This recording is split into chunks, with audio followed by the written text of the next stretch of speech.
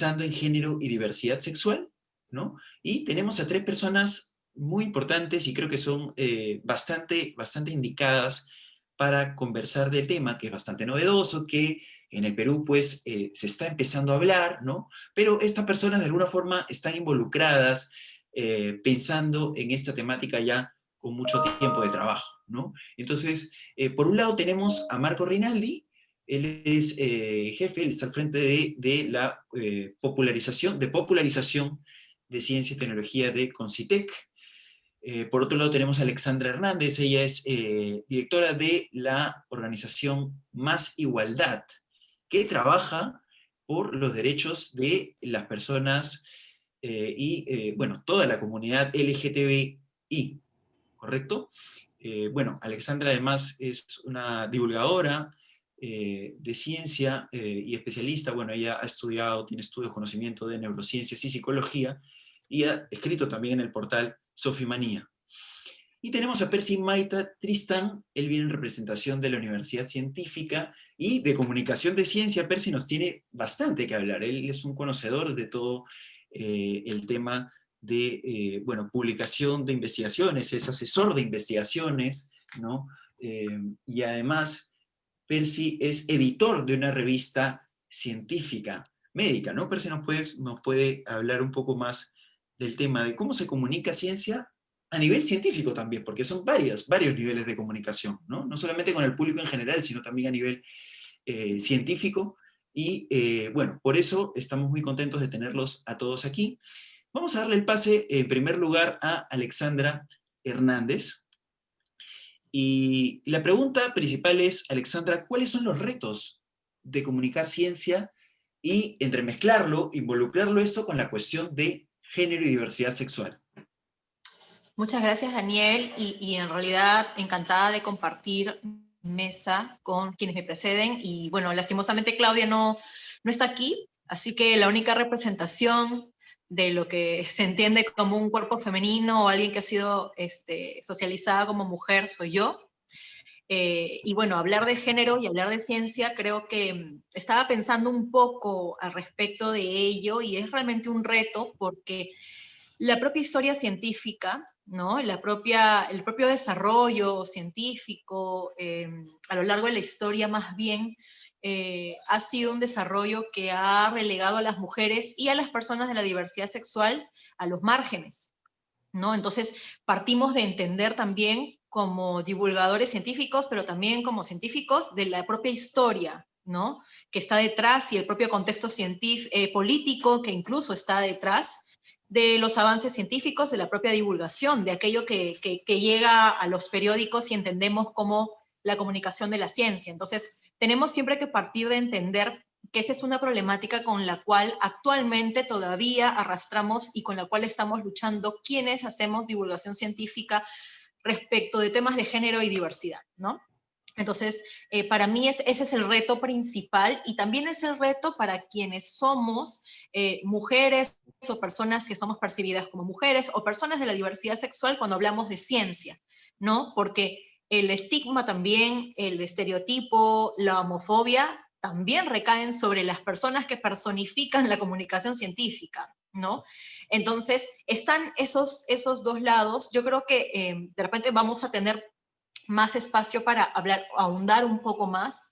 El mayor reto es que todavía existen facciones dentro de, porque si hablamos de consensos científicos, dentro de lo que es ciencias sociales, incluso también lo que es ciencias médicas, los consensos no son tantos, ¿no? Especialmente cuando hablamos de conducta. Cuando hablamos de conducta y psicología, que es mi rama, consensos hay poquísimos, ¿no? Justamente por la naturaleza de lo que se estudia, ¿no? Cuando estudiamos conducta, cuando estudiamos incluso desde la visión neurocientífica, todavía estamos en este auge de un montón de evidencias pequeñas que nos van armando un panorama mucho más grande de explicar la conducta humana. Entonces, como no hay todavía esos avasalladores consensos, todavía tenemos facciones dentro de la ciencia, agrupaciones, ¿no? Que defienden ciertos estigmas defendidos en un biologicismo en algunos casos, defendidos desde lo que es la patologización, la psiquiatría, ¿no? Desde el entendimiento de las conductas como meras, o un determinismo biológico, desde las hormonas, desde la genética. Entonces, creo que todavía luchamos internamente por encontrar algunos consensos que nos ayuden, a pesar de que sí tenemos, por lo menos desde lo que es la psiquiatría y la psicología, la idea de que ya no se puede patologizar, no se le puede relegar al espacio de la enfermedad, a la diversidad sexual, y también el entendimiento que en los últimos 15 o 20 años se ha hecho más fuerte sobre el tema de las neurociencias y el género, que tiene que ver con esta idea antigua que teníamos de que existen los cerebros femeninos o existen los cerebros masculinos, cosa que ya no se entiende como tal. Sin embargo, como decía, todavía arrastramos, y creo que es una lucha muy, ahora que estamos hablando mucho del bicentenario, yo diría los divulgadores o los científicos y las científicas y científicas del bicentenario van a tener que seguir trabajando, ¿no? Sobre cómo encontrar y cómo hablar de ciencia y entender estudios que más bien entiendan la complejidad como tal, ¿no? Ya después voy a seguir un poco hablando de aquellos problemas que yo he encontrado en específico sobre la divulgación científica o la ciencia hecha respecto a género, pero ese es básicamente el reto que tenemos. Excelente, Alexandra. Creo que has hecho una descripción justa del problema y del reto, ¿no? Bueno, Percy, cuéntanos desde tu parte, tanto como directivo, ¿no? En una universidad, tanto como editor de una revista científica, en este caso de salud. La gran pregunta es para todos nosotros, ¿no? Que estamos en la comunicación y que para nosotros también es un tema novedoso. ¿Cómo se aborda el tema de género y diversidad sexual? ¿Qué cosas has identificado tú, ¿no? Que estás en el meollo del asunto. A ver, lo primero que he identificado, pero gracias por la invitación, es que como uno es parte de la comunidad, o sea, yo también soy gay, y me llama la atención que ahora, dado que estoy out closet, cada vez que hay un artículo científico vinculado con temas LGTBI, me mandan como revisor, aunque no sea mi tema de especialidad. Así como me han invitado ahora aquí. Entonces, ahí hay un primer contexto de esto de quiénes pueden hablar o cómo identificas a quienes hablan.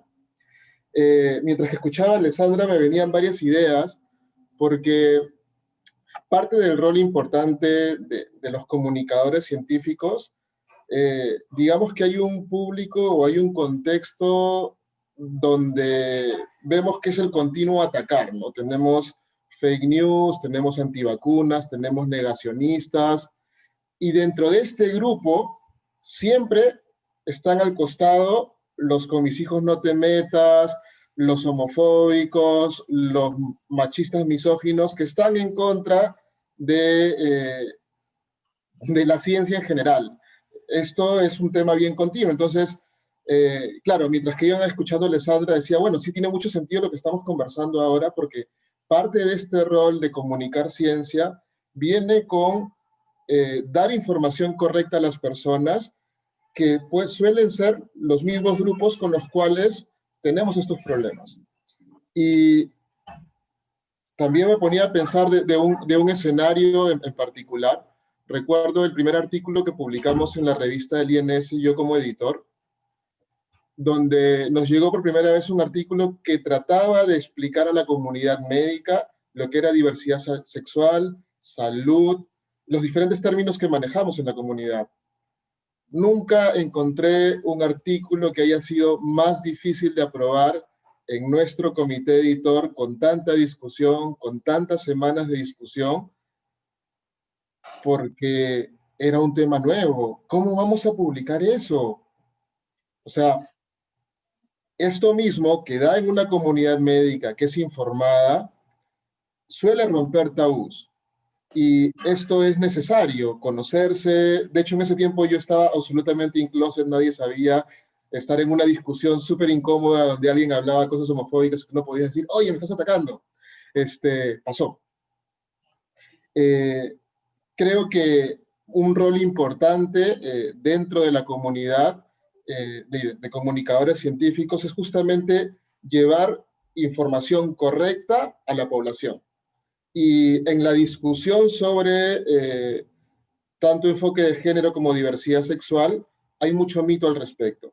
Y hay mucha evidencia científica que desmitifica. De hecho, en esta continuo ataque a las comunidades LGTBI, uno de los puntos que más se basan es lo natural. Y la búsqueda de lo natural, como darle un respaldo científico, biológico, no existe. Y justamente parte del rol de nosotros es darle esta información de que esto natural en lo que se basa, en lo que dice la Biblia, pues no es tan así. Y lo otro importante es el rol de la mujer, como siempre, en una mirada subyugada o tal. Y hace poco acabamos de ver este estudio donde muestran a la cazadora peruana que tenía un rol diferente. Entonces, hay mucho en la ciencia que se conoce, que está, pero que no se ha comunicado en forma correcta y que han ayudado a crear ciertas corrientes de pensamiento que son parte de estos mismos grupos que suelen ser negacionistas, que están anti y que usan los datos de investigación a su antojo. Entonces, sí, es necesario comunicarlo, tenemos un rol importante y evidentemente desde academia también nos toca tener esos espacios, espacios de discusión, de difusión y de trabajo continuo, que es donde tenemos que trabajar. Correcto, correcto. Bueno, como dices, ¿no? El tema puede escandalizar a cierto sector de la ciencia, ¿no? No es que todos los sectores de la ciencia sean, digamos, abiertos, ¿no? Open de mente, ¿no? Y que acepten, digamos, la evidencia como principal referencia de conocimiento, sino también hay mucha gente que es conservadora dentro del gremio científico, ¿no? Entonces, creo que ese es un reto importante a abordar. Gracias, Percy. Bueno, entendiendo que Marco ya se va a enfocar a la segunda parte, vamos a preguntarle directamente por la segunda parte, porque Concitec viene trabajando cosas desde popularización, en realidad desde todos los departamentos, áreas y sectores de Concitec, cosas por la diversidad sexual y por el enfoque de género, ¿no? Marco, cuéntanos qué se está haciendo desde Concitec y cómo incluso las personas, los comunicadores en general y la ciudadanía puede involucrarse, enterarse de todo esto. ¿Qué tal, Daniel? Gracias. Saludo también a Percy y Alexandra. Sí, como dices, en el caso del Concitec, felizmente la institución ha asumido el tema del enfoque de género, en todo caso de igualdad de oportunidades, como un eje transversal de las labores que se vienen realizando, ¿no? A todo nivel. Y en este contexto es que se coloca también el trabajo que hacemos desde el programa de popularización, que tiene como propósito el de generar cultura científica en la ciudadanía, ¿no? Nosotros nos hemos planteado en nuestras labores 4 enfoques transversales, o sea, están a la base de cualquier acción que llevamos a cabo. El primero es la territorialidad, el segundo es la inclusividad, el tercero son los derechos humanos y el cuarto es justamente un enfoque de igualdad de oportunidades. Como saben, en ciencia y tecnología hay una brecha muy significativa, no solamente en el Perú, y el Perú no es el caso peor en la región, sino que es un tema internacional. Y nosotros particularmente estamos abordando la temática de fomentar vocación científica, sobre todo en las niñas y en las adolescentes. Si estás de acuerdo, Daniel, y si tengo acceso a una segunda ronda, me gustaría retornar sobre las acciones que estamos haciendo en un segundo momento, porque creo que ahora es importante aprovechar este espacio también para, retomando lo que decía Percy, ¿no? Sobre las problemáticas sociales que están relacionadas, recordar que este es un año muy, pero muy crítico. Empiezo con una frase que he leído hace pocos días en un informe de la UNESCO. Este año el riesgo es que vamos a perder una generación de niñas, porque en todo el tema de la educación estamos viviendo, lo hemos visto, ¿no? En abril hemos tenido a más del 90% de la población mundial de estudiantes de educación básica en una modalidad distinta a la modalidad clásica educativa. Esto podría ser una gran noticia, pero en otro contexto, si no se hubiera dado de forma así repentina y sin ningún tipo de planificación. Lamentablemente, la crisis generada por la pandemia de la COVID-19 está produciendo una serie de desigualdades que las podemos ya empezar a medir. Por ejemplo, este año ya sobre escala internacional, estoy tratando de poner un contexto internacional, pero dentro de ese contexto, el caso del Perú lamentablemente sigue la línea. Tenemos una problemática de deserción escolar, de rendimiento, de continuidad, que tiene una característica común. Las niñas, las adolescentes están sufriendo de ello en forma mayor. La brecha digital, que aquí también, ¿no? Estos meses he escuchado hablar mucho de la brecha digital en Perú. Parecía que el Perú fuera el único país del mundo en el cual las personas no tenían todo por igual una conectividad de este tipo. No, eso no es así, es un problema del mundo entero. En Estados Unidos hay millones de personas que no tienen acceso a banda ancha, en China es un problema de toda la parte de las regiones internas. Entonces, la brecha digital es una problemática común, pero imaginémonos que la brecha digital está significando reforzar una brecha también de igualdad de oportunidades, porque en muchas familias donde modalidades educativas de tipo patriarcal persisten, si yo tengo a disposición una sola tablet o un solo celular inteligente o una sola laptop o computadora y tengo 2 hijos, un varón y una mujer, probablemente el tema de género sigue teniendo un valor, sigue teniendo una preferencia por que siga estudiando mi hijo y que mi hija se dedique a las labores domésticas. Ya tenemos estadísticas sobre la violencia en el hogar. Ha aumentado este año la violencia en el hogar. Se quiera o no se quiera, muchas veces tendemos a restarle valor, pero la red constituida por el sistema educativo tiene una función de control muy importante y el no tener la modalidad escolar clásica en función está significando una mayor cantidad de casos de violencia en el hogar. Tenemos más casos también de embarazo adolescente.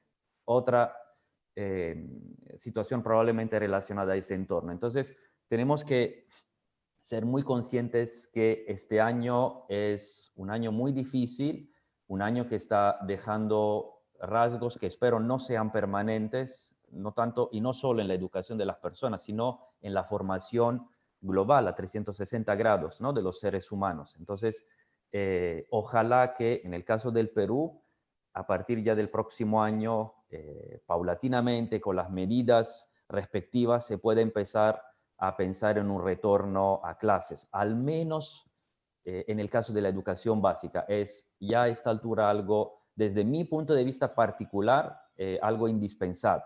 Repito, siempre tomando en cuenta, obviamente, que nos encontramos en el medio de una pandemia, que hay una problemática de salud pública que probablemente para el mes de marzo va a persistir, pero es necesario empezar a pensar en un retorno a clases que permita de alguna manera reactivar ese sistema de control, de acompañamiento y de cuidado del desarrollo de nuestros niños, niñas y adolescentes. Claro que sí, claro que sí. Bueno, eso es importante saber esto, ¿no? Y claro, poder de alguna forma involucrarnos. Bueno, quizás Marco en la siguiente ronda de preguntas pueda también compartirnos cómo participar como ciudadanos, como comunicadores, ¿no? Cómo estar atentos también para rebotar desde cada uno de nuestros medios este tipo de iniciativas, ¿no? Es muy importante. Alexandra, aprovechando también que tú trabajas ya muchos años dirigiendo esta organización llamada Más Igualdad, cuéntanos un poco de tu experiencia, qué es lo que has de alguna forma hecho desde Más Igualdad en lo que refiere a comunicación de ciencia por los derechos, ¿no? de la comunidad LGTBI. Uno de tus objetivos, cuando hemos hablado varias veces, han sido que tú buscas aportar, ¿no? Tu organización busca aportar a los derechos de la comunidad LGTBI desde el conocimiento científico, desde la divulgación de la ciencia. Cuéntanos un poco cómo ha sido tu experiencia. Sí, bueno, yo soy directora de Más Igualdad hace casi, van a ser 2 años, pero ya tengo 6 años en activismo. Yo soy activista bisexual y de hecho la forma en que yo llego al activismo y la forma en que yo llego a los estudios de género es a través del conocimiento científico. A veces cuando a veces critican, y esa es una de las críticas más visibles hacia el feminismo, por ejemplo, ¿no? O al movimiento LGBT, es que son movimientos anticientíficos y en realidad para mí ha sido tan claro el camino que yo más bien, de ser una persona muy escéptica a ese tipo de movimientos, llegué a ellos a través de entender que el propio conocimiento científico me daba las herramientas para llegar ahí. Entonces, para mí siempre ha sido muy importante utilizar la ciencia, y siento que la ciencia tiene todas las herramientas perfectas y posibles para hablar, y porque creo en el gran poder transformador de la ciencia como forma educativa, con el papel transformador que tiene en la sociedad. Entonces, por eso me interesa comunicar desde un enfoque científico y también desde los derechos humanos, por supuesto, porque creo que tienen que conversar, y la ciencia no puede olvidarse que está también en el marco de ese gran concepto, de ese gran entendimiento de los derechos humanos, un poco como ha estado hablando Marco también, ¿no? De entender las problemáticas y las brechas, que son cuestiones sociales, insertadas también en la problemática de la ciencia. Ahora, en Más Igualdad, siempre los mensajes que damos, la forma en que trabajamos, si bien nosotros estamos tal vez muy insertados en lo que es política, es a través justamente de la información que te brinda la ciencia, porque igual la implementación de políticas públicas, y lo hemos visto ahora en la pandemia, o sea, creo que ha sido el momento ideal para empezar a entender cómo las políticas públicas, las normativas, las propias leyes, necesitan de un respaldo científico, necesitan de un respaldo de evidencias, y en nuestro país lamentablemente carecemos a veces de ese camino. Entonces, igual cuando hablamos de derechos LGBT, del activismo LGBT, por lo menos desde Más Igualdad, siempre tenemos el cuidado de buscar el tema de evidencias. Nosotros impulsamos estudios, en la mayoría de casos que son bastante un tamiz exploratorio, ¿no? Que dentro de todo reconozco que no siempre desde la mirada científica necesariamente vayan a pasar todos los criterios exactos que tienen que tener de una rigurosidad, digamos, de revisión de pares y de una publicación, pero sí exploratorios. ¿Por qué? Porque la población LGBT es una población que ha sido poco estudiada en nuestro país. Ahora tenemos muchas universidades, yo estoy muy contenta porque he tenido exalumnos, por ejemplo, exalumnas que en sus propias tesis de la universidad ya están incorporando la variable género, la variable diversidad sexual para muchos de los aportes que hacen, especialmente en estudios de conducta. Y en estudios de salud también, que he visto que se está tomando en cuenta bastante, pero en realidad sabemos tan poco de nuestra población que la mayoría de estudios que se impulsan son de un carácter muy exploratorio. Vamos a ver qué sucede. En el caso de Más Igualdad también, ya tenemos 3 estudios hechos sobre población LGBT, uno que tiene que ver sobre la forma en que votamos y qué percepciones tenemos al respecto de la participación política, que es importante, otro que tiene que ver con peruanos y peruanas que son migrantes al extranjero, que son personas LGBT, también para recoger sus vivencias, y otro que es sobre la salud mental LGBT y las experiencias de terapias de conversión que en nuestro país todavía siguen existiendo.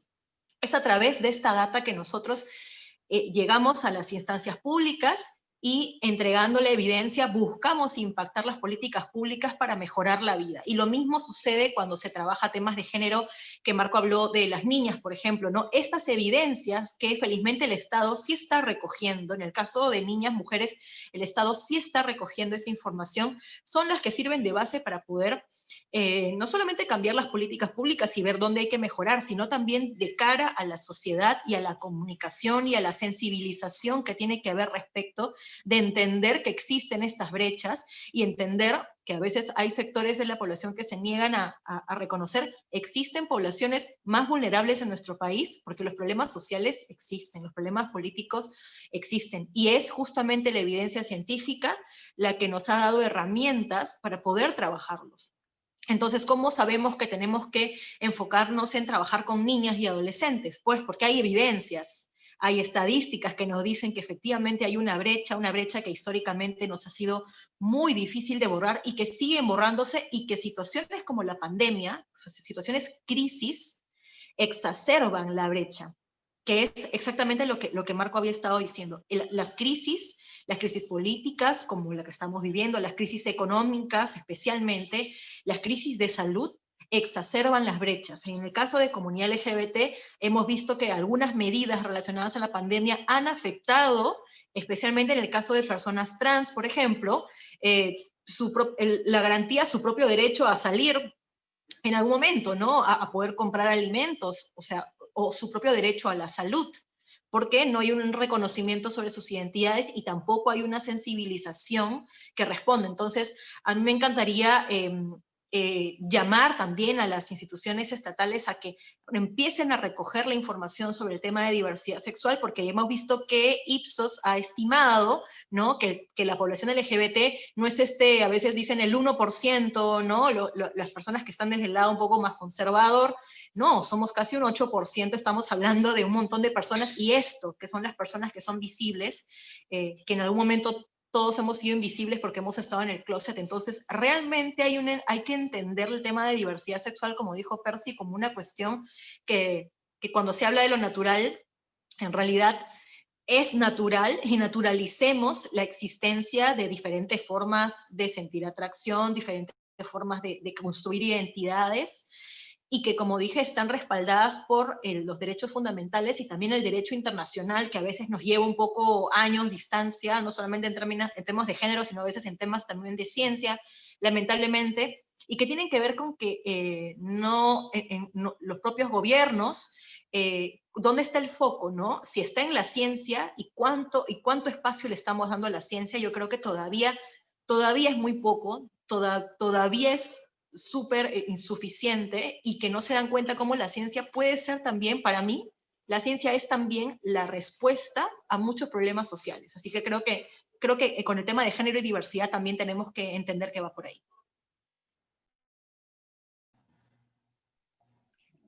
En verdad, ¿no? Es una, digamos, una problemática compleja que de alguna forma están abordando desde más igualdad, y por supuesto, como sociedad, apreciamos mucho eso, ¿no?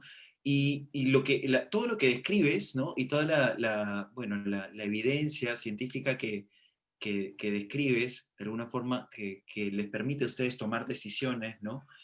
Me lleva a pensar en el siguiente tema, ¿no?, que quería preguntarles a ustedes, porque muchas de las personas que se han inscrito a este foro también quieren conocer qué tipo de oportunidades hay de aquí en adelante, ¿no? Porque el tema de género y diversidad sexual dentro de la comunicación de ciencia es un tema que son dos términos, dos campos que los hemos de alguna forma juntado con la intención de explorar y abrir campos y abrir puertas a nivel de comunicación de ciencia con este enfoque, ¿no? Con este enfoque.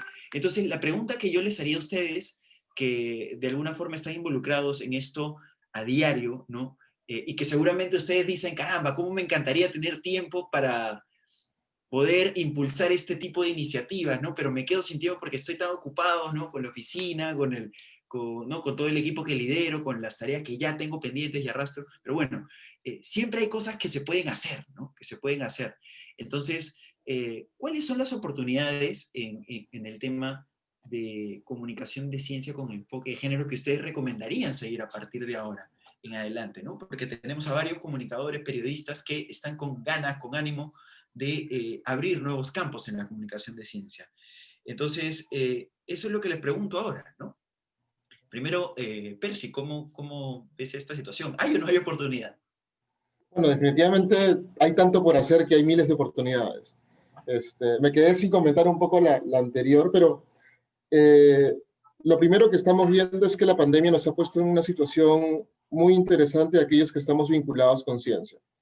Por un lado, como periodistas científicos, son los que han estado más al tanto y más comunicando en este periodo pandémico que antes estábamos acostumbrados a los periodistas políticos o policiales, ¿no? Entonces, hay una visibilización mayor de la necesidad de la ciencia en el día a día de las personas. Y esto es lamentablemente gracias a la pandemia, pero ya está esto. Entonces, aquí hay una primera oportunidad. Las personas están consumiendo más ciencia en el día a día y eso es bueno.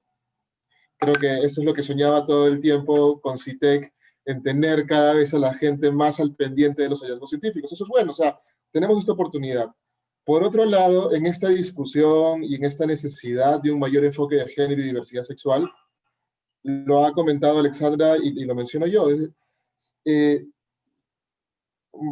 mucho se ha manejado desde una idea eh, no necesariamente que esto esté vinculado con ciencia, y no es así. O sea, toda la información que tenemos vinculada a una necesidad de enfoque de género y una necesidad de una apertura y un mayor aceptación, conocimiento, normalización de la diversidad sexual, viene de la ciencia, ciencias humanas, ciencias biológicas, ciencias.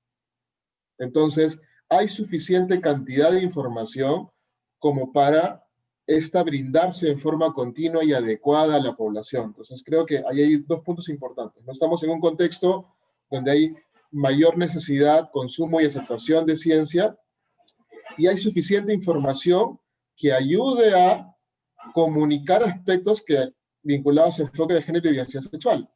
Ahora, ahí viene cómo nos vinculamos y cómo trabajamos en conjunto los actores de, ¿no? Están los investigadores, están los editores de revistas científicas, están los divulgadores, están los activistas. Entonces, ahí es cómo nos juntamos y vamos trabajando con eso.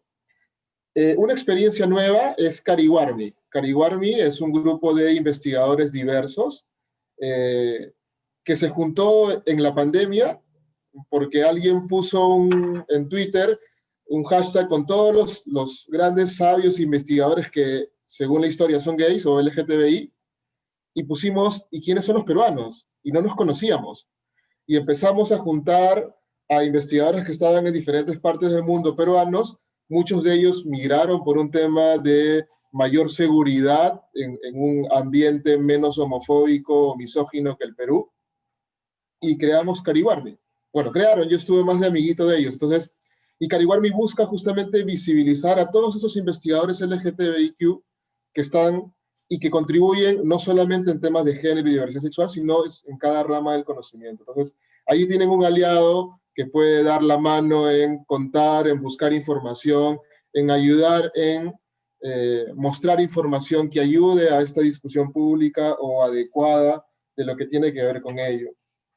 Y otro dato vinculado con este tema de pandemia, por ejemplo, se han publicado estudios donde han encontrado que para actividad científica, que en teoría es un campo donde hay mayor igualdad de género, mayor igualdad de oportunidades, que no es cierto, encontraron que los hombres mandaban a publicar y respondían a las revistas científicas en horario de trabajo regular, digamos de 8 a 5 de la tarde. Las mujeres respondían a las revistas y mandaban respuestas en horario de noche o madrugada. ¿Por qué? Porque mantienen el rol en el hogar, mientras que el hombre maneja su rol de trabajo. Entonces, aún en escenarios donde en teoría, por nivel educativo, comprensión, uno esperaría mayor igualdad de género, allí tampoco existe. Y si uno mira en las universidades, cargos directivos y cuántos son rectores, decanos, son muchos menos. De hecho, hace poco se felicitó que en la PUC por primera vez hay una decana de Derecho. Y es que cuando es noticia algo es porque es algo no común.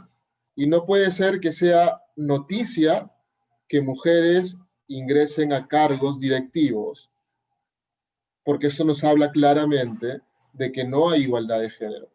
Entonces, creo que en el país estamos avanzando, pero nos falta mucho.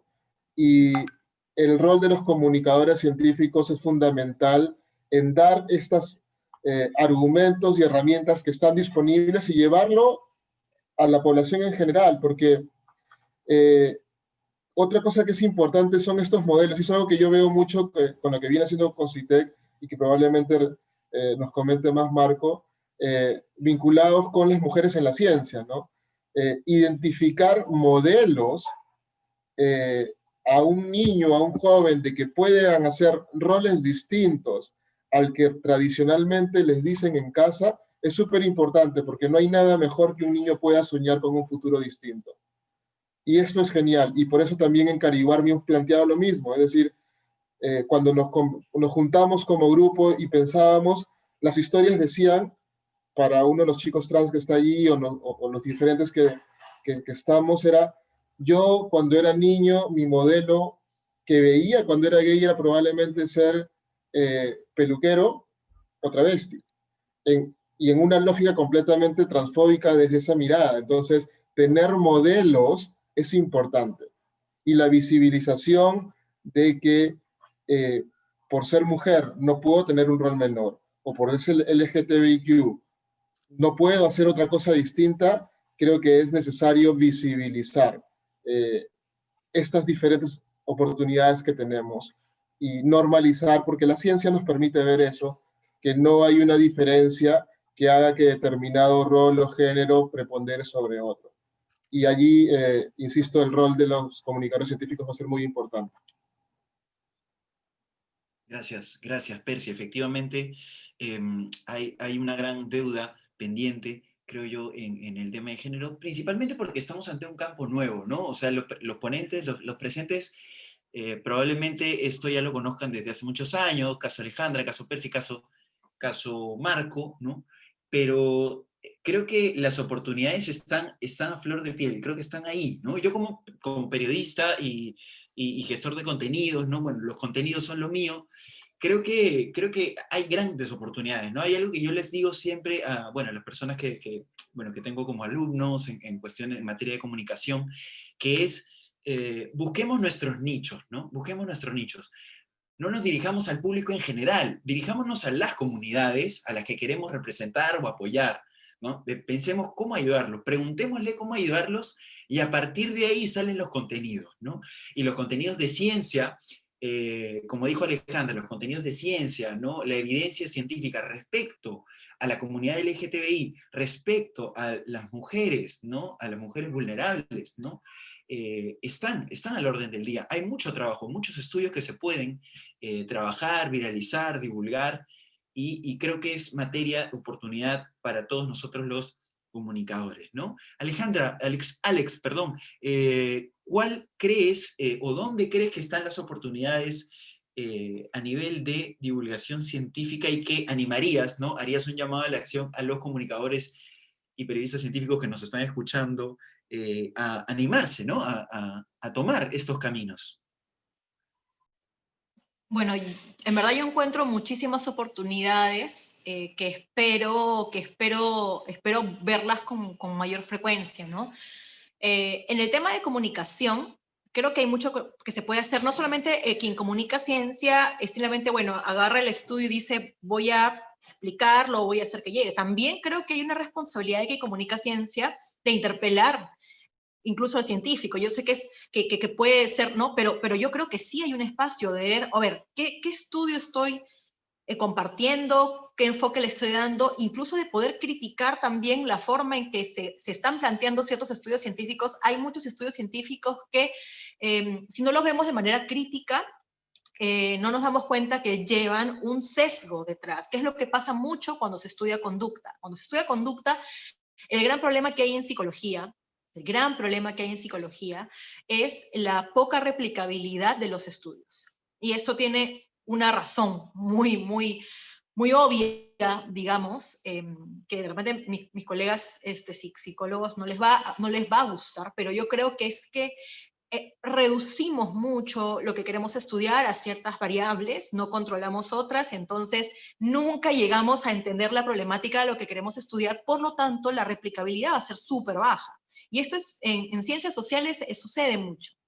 Entonces, estoy completamente segura, por los años que ya tengo, revisando un poco, porque mi aproximación a la ciencia es desde una visión bastante crítica respecto a estos temas, que algunas de esas variables que a veces no controlamos al estudiar tienen que ver con estos sesgos, lo que se llama como sesgos automáticos, sesgos inconscientes, incluso en la propia elección de muestras, muy a pesar de que en la propia metodología del procedimiento científico, la propia ciencia y las herramientas te dan herramientas para evitar los sesgos, ¿no? Ya en la parte interpretativa y en la parte resolutiva o de las conclusiones, hay muchas oportunidades en las que los propios sesgos de los científicos y científicas están ahí. Y esto se ha visto no solamente en estudios de género, sino en estudios, por ejemplo, que tienen que ver con personas que son racializadas. Acordémonos también que el racismo, la propia ciencia ha soportado el racismo durante décadas para justificar las jerarquías propias que existen cuando se ven a personas racializadas. Lo mismo ha sucedido en el tema LGBT, lo mismo ha sucedido en el campo de las mujeres, ¿no? Entonces, yo creo que la comunidad de divulgación científica científica sí tiene una responsabilidad, porque cuando hablamos ya de periodismo, cuando hablamos de comunicación, el tema de tal vez de derechos humanos, ¿no? Es un poco más latente y que debería tratar de cuidar, ok, qué información voy a comunicar y por qué. Entonces, los científicos necesitan esa contraparte, la necesitan, porque no es que simplemente la ciencia ya nos dio información. Detrás de que en la propia ciencia se haya empezado a hablar de estos temas, hay un montón de gente que ha estado metiendo presión y ha estado diciendo, hey, o sea, soy una persona LGBT y como dijo Percy, o sea, puedo estudiar esto, mi capacidad mental está acá, esos estereotipos que están diciendo por ahí no son ciertos. O sea, el activismo ha hecho mucho también porque en la ciencia se vayan insertando estas variables y vayamos levantando estereotipos. Yo también, lo que yo entendía como una persona bisexual siendo chica, a pesar de que a mí me gustaba mucho la ciencia, era que yo no iba a poder estar en este espacio, ¿no? Cuando un niño o adolescente que se reconoce homosexual, ¿qué ideas hay digamos, en el saber comunitario sobre qué hace un adolescente gay, qué hace un adulto gay? No es precisamente ser científico o ser jefe de tal lugar. Entonces, todo esto ha sido cambiado gracias a que las personas también luchan por tener mayor visibilidad. Entonces, la ciencia no es que está detrás o antes, estamos en paralelo, toda, como dijo Percy, que se va alimentando, y Cariwarmi es como justamente ese espacio donde poder derrotar algunos estereotipos, mostrando y visibilizando personas que hacen ciencia y que son LGBT y que son a la vez peruanos y peruanas, ¿no? Algo que creo que es importante decir es que en divulgación científica también tenemos responsabilidad sobre el lenguaje. Y quienes son comunicadores saben mucho más que yo que el lenguaje tiene peso, ¿no? Y cuando se habla del lenguaje inclusivo, es un tema muy complicado. Sé que todavía incluso cuando se habla del tema, los propios comunicadores científicos que pueden estar de acuerdo, encuentran muchas vallas, pero es empezar a colocar en el lenguaje también la existencia de ciertas personas, ¿no? Sé que es un camino largo, pero creo que también la comunicación de ciencia puede hacer algo ahí. Lo otro son estos eventos, ¿no?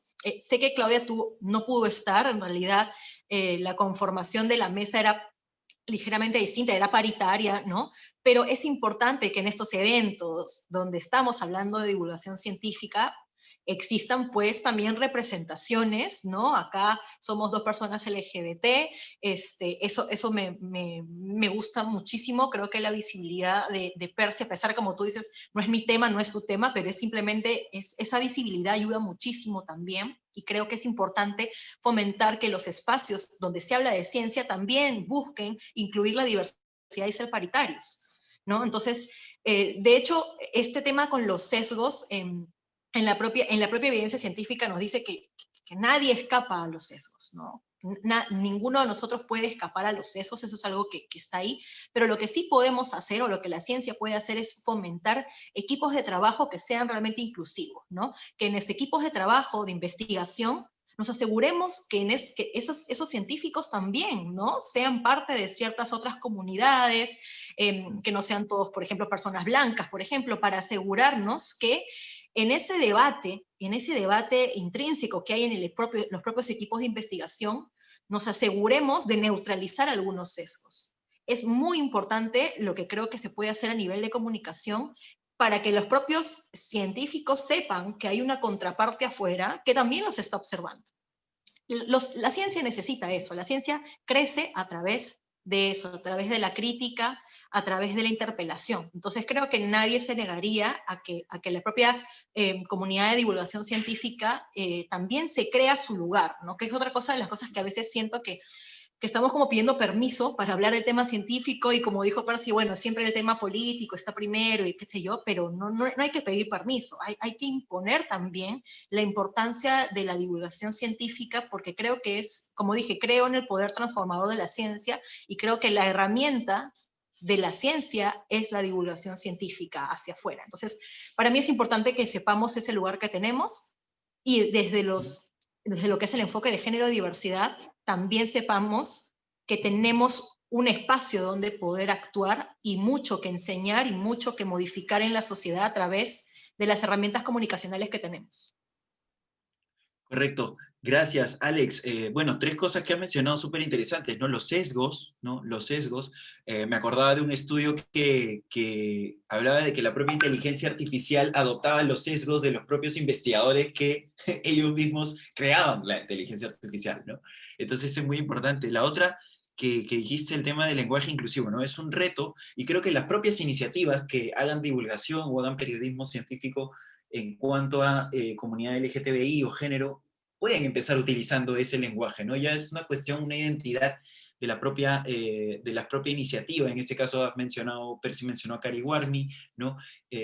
Cualquier otra iniciativa, sea gubernamental, pública, puede empezar utilizando este tipo de lenguaje, ¿no? Para visibilizar, como tú bien lo dices, y hace de esto ya una característica per se, ¿no? Intrínseca de toda esta movida. Bueno, varias cosas has dicho, no me va a alcanzar el tiempo, yo quería cerrar simplemente invitando a Percy y a Marco que nos den una frasecita de llamado de acción que inmediatamente continúa la próxima mesa que tiene que ver con comunicación de tecnología e innovación en Perú. Percy, adelante, y luego Marco, muy breves, cortitos, por favor, para poder dar pase a las siguientes sesiones. Bueno, sin ciencia no hay futuro y para que esto suceda dependemos de los periodistas científicos.